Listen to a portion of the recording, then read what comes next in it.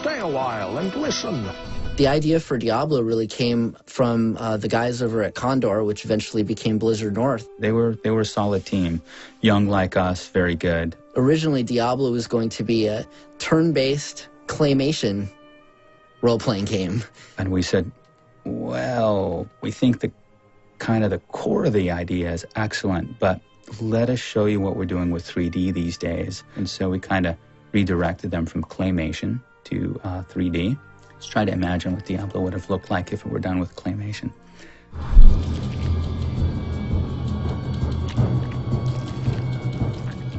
Diablo seemed a little dark to me.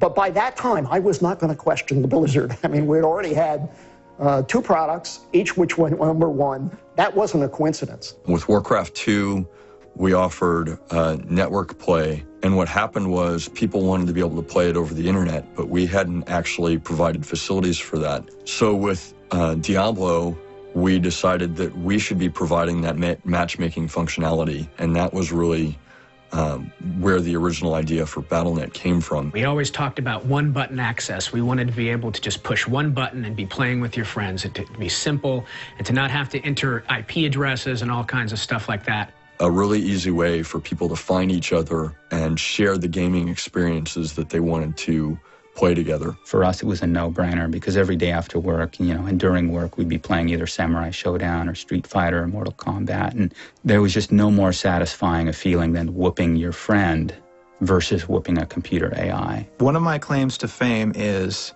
I actually defeated Roman Kenny in Street Fighter 2 using my feet. And I would also make sure that after that game, anyone else who wanted to play me played with the foot controller. So they got my funk on their hands, and they were kind of playing like, And so I would defeat them too. Defeat. Look at that. So we had done Warcraft 2, and we were going to start working on a space-based RTS game. What geek amongst us, didn't grow up wanting to work on Star Wars? So StarCraft was an opportunity to, dig out a different kind of space opera. Yeah, it was just a whole bunch of us just throwing crazy ideas around until ultimately you had the Zerg and the Protoss, and the cinematics department was just getting up off the ground. We knew we wanted to make cinematics. Thing was, there really was not a fleshed out story for the game yet.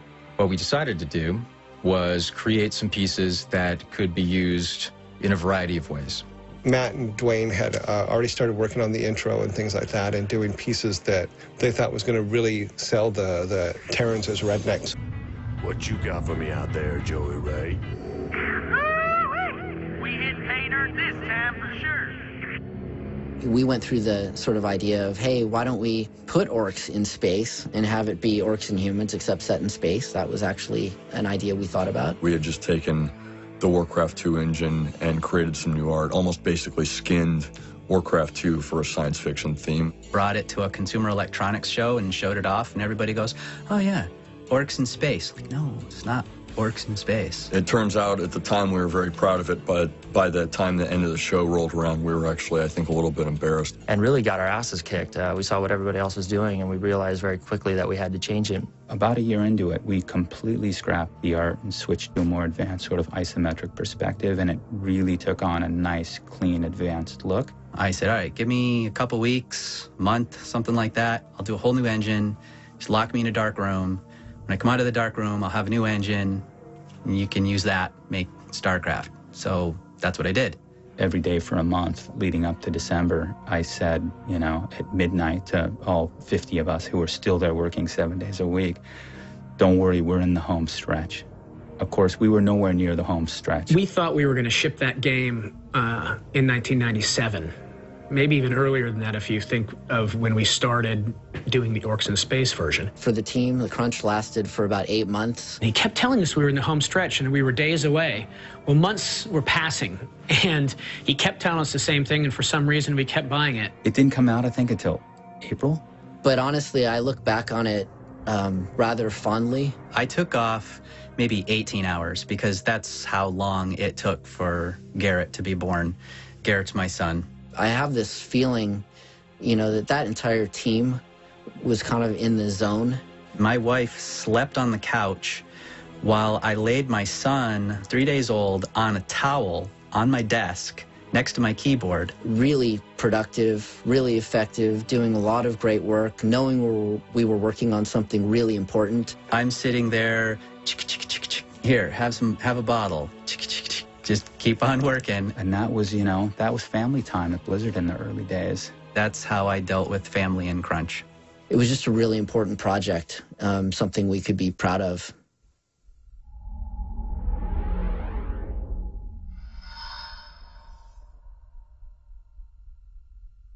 When we first started working on World of Warcraft, it really was sort of the natural evolution of things. At the point that we decided to really do it, we were, you know, already knee-deep in the development of Warcraft 3. We kind of envisioned one day we would want to bring the universe of Warcraft to life in sort of a persistent universe game that you could be an individual character within this living, breathing world. It was a very organic thing to look at the world that was taking shape in terms of the Warcraft 3 product and really translating those ideas to a much more open-ended, real-time world. So in many ways, they were kind of co-developed. The team got behind it, and we started to, you know, figure out, well, how do we want to build this MMO? What do we want to do different? We wanted something that was a little more faster-paced action, less grind involved, so that you're not sitting around waiting. You know, I remember when we first started on World of Warcraft, and it was this vast, rich, colorful world.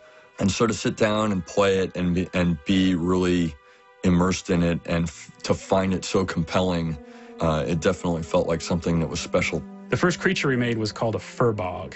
You would kill these furbogs, and they would drop a nipple ring, which was one of their treasures. The early development of WoW was awesome. The team was pretty amazing. I remember for probably the first month that I joined, they called me FNG, and I was so happy when we hired the next guy after me, and I no longer had to be FNG. By the time we put out the original WoW, it was just one of those game worlds that really knew what it was. And I think that was part of the vibe that people experienced when they jumped into the product. They just felt like, just every rock feels like it's placed with love and care. Typically in game development, when you put a placeholder model in, you put like just a checkerboarded box. It's obvious that this is not the right model. Well, somebody had the bright idea that if they took a picture of me and put it on that cube, that would be better, because then obviously I would see that, and it would encourage me to get the artist to fix that piece of artwork. And so the first bug we got in our alpha was, why is Billy Joel looking at me? And why is Paunch from Chips on my shoulder or whatever? You know, his shoulder pad was missing, and so there was a cube of me on his shoulder. Yeah, that's the story of the Shane Cube. We can make our orcs into heroes. We can have goblins flying around on jetpacks. I mean, it's a big, goofy, free universe of infinite possibility. By the end of the project, we had 60 people on the team, and it took us 5 years to make. We crunched a lot. The team crunched much longer than we probably should have. Because it was pretty harsh. We crunched for like 2 years at the end there. But I think we all felt like not only how we poured blood, sweat, and tears into the game, but it was as great as it possibly could be. World of Warcraft really has taken on a life of its own in terms of the scope and scale and the size of the community. But nobody really appreciated how